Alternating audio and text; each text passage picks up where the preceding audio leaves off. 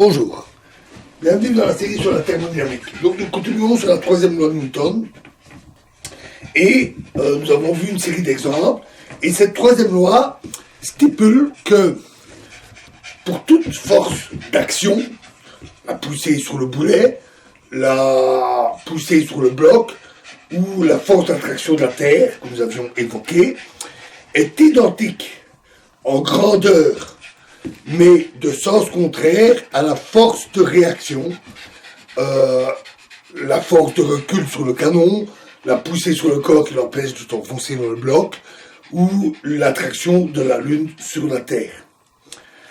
Cette loi est admirablement confirmée, mais elle découle aussi d'ailleurs, logiquement, des deux autres lois de Newton, avec en plus quelques hypothèses tout à fait évidentes.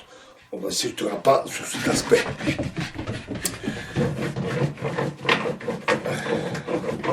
Alors, dans le bilan du travail qui est fourni, il faut donc tenir compte de ces forces opposées, mais chacune agissant sur un système différent. À cela, donc à ces notions que nous allons voir, il faut ajouter une forme d'énergie qui est appelée énergie potentielle.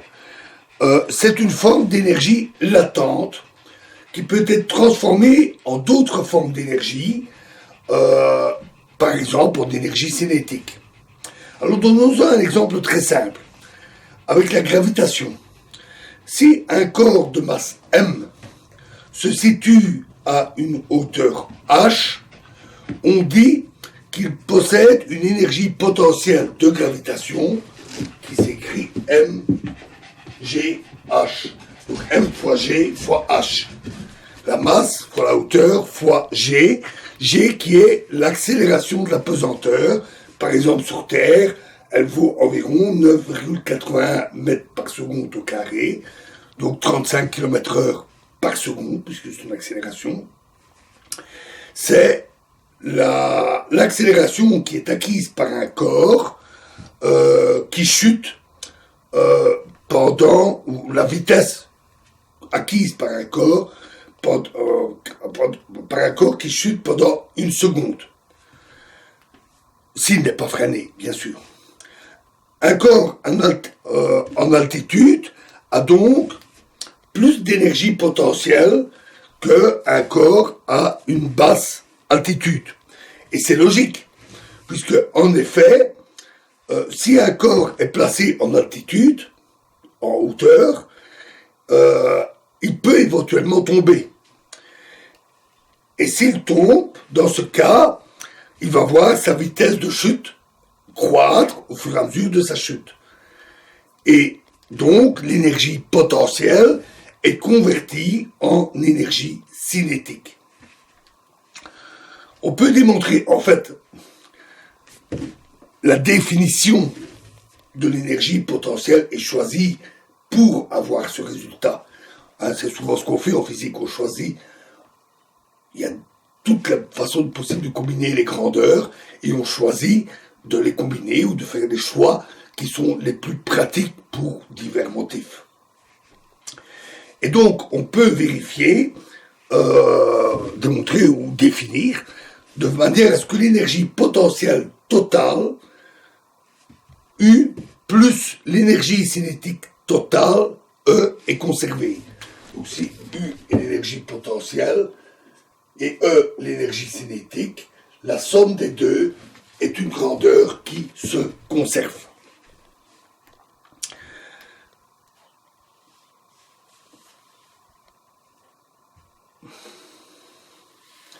Et donc, le travail W ne fait que transférer de l'énergie cinétique ou potentielle entre des systèmes. Ce résultat est la loi de conservation de l'énergie mécanique totale. Rappelons qu'on exclut ici les autres formes. Mais on peut aussi ajouter assez facilement d'autres phénomènes et sources d'énergie. Ainsi, un ressort qui est comprimé contient une énergie potentielle due à la tension mécanique dans le ressort. Et elle peut être libérée si on relâche le ressort. À ce moment-là, une masse attachée à son extrémité va acquérir de l'énergie cinétique. C'est le même principe que pour la gravitation.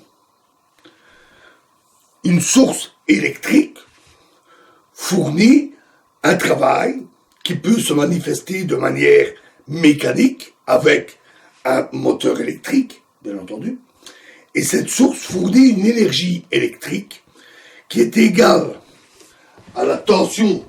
Donc si on a une source et un usage quelconque, par exemple un moteur électrique, on a une certaine tension U qui vient de la source et un certain courant I. Et la puissance de cette source, c'est UI, U fois I, tout simplement.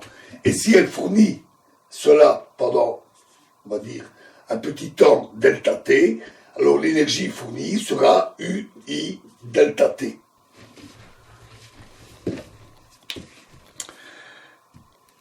Bien d'autres possibilités existent et tout est construit ou défini de manière à avoir une conservation de l'énergie totale, qui n'est donc jamais créée ni détruite, mais simplement transformée et déplacée d'un système à l'autre. L'énergie est définie de cette manière pour qu'il en soit ainsi. Il nous reste un dernier détail à voir, c'est la pression. Alors rappelons qu'une pression est une force qui est appliquée par unité de surface. Donc, lorsque cette force se déplace, elle doit aussi fournir un travail. Ainsi, si une pression P, on va dire un système avec un piston, et on a une pression P qui agit sur le piston. Le piston étant d'une surface égale à grand S. Et supposons que sous l'effet de cette pression, le piston s'enfonce d'une certaine distance D. Donc ici, on va supposer qu'il y a quelque chose qui l'arrête, un fluide quelconque, jusqu'à ce que ça soit l'équilibre. Peu importe en réalité. Donc il se déplace d'une distance D. Et dans ce cas-là, le travail fourni par la pression est égal à P, S, D. Donc P fois S fois D. Alors, on a la pression fois une distance, et le S, la surface, vient s'insérer dans la formule, et ceci dû au fait que la pression, en soi, n'est pas une force pure, c'est une force par unité de surface.